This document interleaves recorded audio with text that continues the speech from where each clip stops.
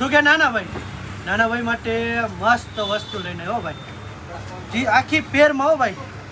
2 વર્ષથી માંડીને 13-14 વર્ષ સુધીનું માપ એટલે પેન્ટની સાઈઝ આવશે 20 નંબરથી માંડીને 40 નંબર શર્ટનું માપ 3 નંબરથી 18 નંબર સુધીનું માપ આવશે ભાઈ બધી અલગ અલગ જી સાઈઝમાં જી વેરાયટી હશે